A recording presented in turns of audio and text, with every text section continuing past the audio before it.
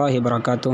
دوست، آج کی اس ویڈیو میں آپ حضرات کی خدمت میں ایک مسئلہ پیش کروں گا، لیکن مسئلہ پیش کرنے سے پہلے میں آپ سے درخواست کرتا ہوں کہ آپ ہمارے چینل کو سبسکرائب کریں اور ویڈیو کو لائک اور شیئر ضرور کریں تاکہ آپ بھی فائدہ اٹھا سکیں اور دوسرے لوگ بھی اس سے فائدہ اٹھائیں۔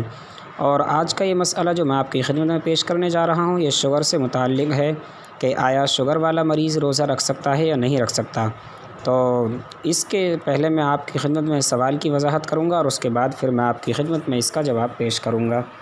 تو دوستو، سوال یہ ہے کہ اگر کسی کا شوگر لیول 400 یا 450 یا اس سے بھی زیادہ رہتا ہے یا کبھی کم بھی رہتا ہے اور ڈاکٹر نے روزہ رکھنے سے منع کیا ہے، تو کیا ایسی صورت میں روزہ نہ رکھنے پر وہ شخص گنہگار ہوگا؟ اگر نہیں تو پھر اس کا کفارہ کیا ہوگا، یا شرعی اعتبار سے وہ کیا کرے کہ گنہگار نہ ہو؟ یعنی شرعی اعتبار سے کوئی ایسا کام اس کے لیے مل جائے یا ایسی بات مل جائے کہ جس کی وجہ سے وہ روزہ بھی نہ رکھے اور گنہگار بھی نہ ہو۔ تو دوستو، اس کا جواب یہ ہے کہ اگر شوگر کا لیول زیادہ ہونے کی وجہ سے اس کے اندر روزہ رکھنے کی اہمیت نہ ہو اور روزہ رکھنا اس کے لیے دشوار ہو، دیندار ماہر ڈاکٹر اس کو روزہ رکھنے سے منع کرتا ہو،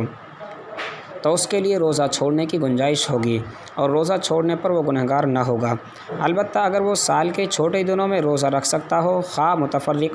متفرقاً کا مطلب یہ ہے کہ ایک روزہ آج رکھا، کل چھوڑ دیا، پرسوں رکھا، پھر ایک چھوڑ دیا، پھر رکھا، پھر چھوڑ دیا، یہ متفرقاً کا مطلب ہے۔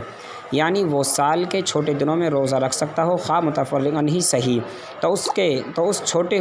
ہوئے روزے کی روزہ رکھ کر قضا کرنا ضروری ہوگا۔ اور اگر اس کی بھی ہمت نہ ہو اور نہ ہی مستقبل میں اس کی کوئی امید ہو تو اس کے لیے چھٹے ہوئے روزوں کا فدیہ دینا جائز ہوگا، لیکن اگر بعد میں روزہ رکھنے کی طاقت ہو جائے تو پھر روزہ رکھنا ضروری ہوگا۔ تو دوستو، یہ مسئلہ ہے جو شوگر کے مریضوں سے متعلق ہے، اس لیے آپ بھی اس کو سنیں اور فائدہ اٹھائیں اور اپنے دوستوں تک بھی شیئر کریں تاکہ وہ بھی اس کے سن کر فائدہ اٹھا سکیں اور شریعت کے احکام کو جان کر اس کے مطابق عمل کر سکیں اور روزے جیسی اہم عبادت کو ادا کر سکیں۔ السلام علیکم۔